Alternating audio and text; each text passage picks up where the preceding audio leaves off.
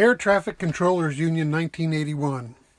A labor dispute between air traffic controllers and the United States government in 1981 made history, and a brief review of those events will help illustrate some of the workings of the FAA, the responsibilities of government employees, and the workings of government and the courts. For decades, air traffic controllers in the United States have been government employees. Specifically, the U.S. air traffic controllers are employees of the Federal Aviation Administration.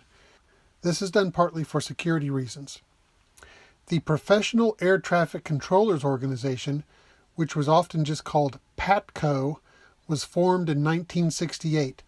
It was the union that negotiated employment contracts for its air traffic control members from 1968 until 1981. It was officially certified as a union for contract negotiation by the Federal Labor Relations Authority until 1981.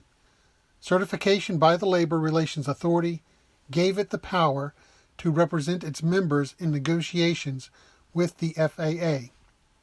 Normally, unions have the power to strike, which means they can refuse to work and not be fired from their jobs. But U.S. government employees are not allowed to strike according to a law passed in 1966.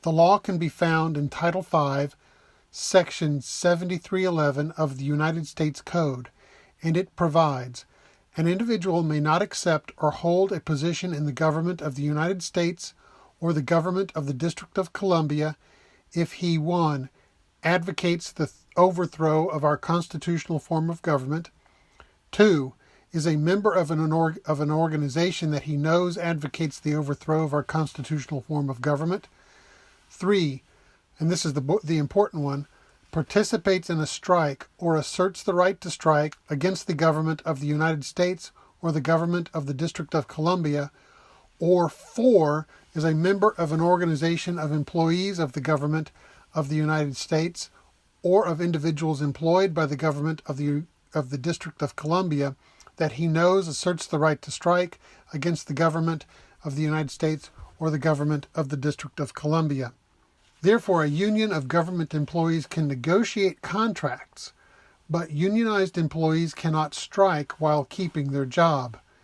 They are not forced to work because they can always quit, but if they quit, then they will probably never work for the government again.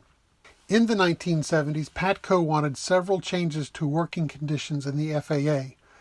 PATCO wanted a pay increase, wanted a better retirement plan, and wanted reduced work hours. Up until 1981, PATCO did not strike. However, it sometimes organized sick outs, which is when employees call in sick rather than just strike. If they get caught lying about being sick, they could be fired, but it is hard for the employer to prove who is faking it and who is honestly sick. During the presidential election of 1980, PATCO endorsed Ronald Reagan because PATCO was hoping Reagan would make the desired changes at the FAA. After all, Reagan was once the president of a union. Ronald Reagan first became president of the United States in January 1981, and PATCO began negotiations for a new contract the very next month. By June 1981, as part of the negotiations with PATCO, the FAA offered raises to the air traffic controllers that were about twice what other government employees were being paid. But the FAA refused to reduce their work hours to 32 hours per week. PATCO rejected the offer and called a strike on August 3, 1981. Ronald Reagan took a hard stand against the air traffic controllers. In his response to the strike, Ronald Reagan made 3 claims. 1, the strike violated the law, specifically Title V, United States Code Section 7311, which we already mentioned. 2, the strike violated the oath taken by the air traffic controllers. 3, the strike was endangering air travelers. On the very day the strike started, Ronald Reagan promised to fire all striking air traffic controllers if they did not return to work within 48 hours. In response to the threat, about 1,300 controllers returned to work, which left about 11,700 controllers on strike. The FAA, along with the Secretary of Transportation, devised a plan to provide air traffic control without the striking workers. The government called in military controllers, called supervisors to perform controllers' duties, called in non-rated personnel, and cut about half of all United States flights. Also, the government filed about 90 lawsuits all across the country seeking court orders that the controllers must return to work. Let's look at one of those lawsuits, which was filed in federal court in Michigan.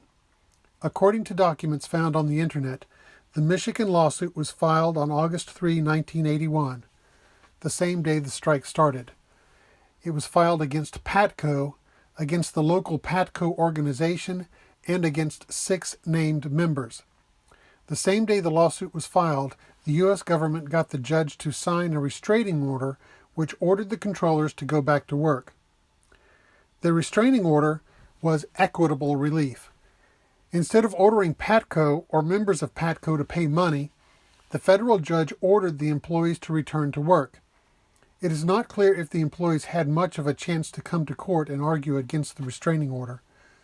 Although due process guarantees people notice and a chance to be heard in court, judges will sometimes act so quickly that the chance to be heard comes after an order is signed, with the understanding that the order can be withdrawn if the order is not justified. When a judge signs an order before hearing all sides of a disagreement, the order is called ex parte, and the judge will usually set a hearing for all persons to be present and argue their side within 14 days of the ex parte order. Usually, if the hearing is not held within 14 days, the ex parte order expires automatically. So even if the employees did not have a chance to explain themselves before the restraining order was signed by the judge, they should have had a chance to explain themselves or argue against the equitable relief in the coming days. On August 4, of course, the controllers were still on strike. And that's the day after the lawsuit was filed, the day after the restraining order was signed by the judge. So the Michigan judge sent all the controllers in the lawsuit notice that they would be held in contempt of court unless they came to court and gave an explanation for the refusal to work. This must have been done in the early morning on August the 4th because the judge made his or her decision later that same day. The judge in the case, like all judges, has the inherent power to punish people who disobey court orders. Intentionally refusing to follow the restraining order would be contempt of court, which can usually be punished by jail time or by a fine. So, although the government initially was not trying to get money from these people, but trying to get an order forcing them to go back to work, when they refused to obey the order, they could be stuck with the fine or even sent to jail. But here's what happened. Later in the day on August 4, the judge ruled the employees were in contempt of court and eventually assessed a $1,000 fine against each person for each day they refused to work their jobs. And PATCO was fined $100,000 per day. The fines were supposed to begin on August 5.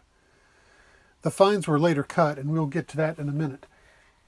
But the fines were designed to be coercive, which means the fines were designed to force the employees to return to work.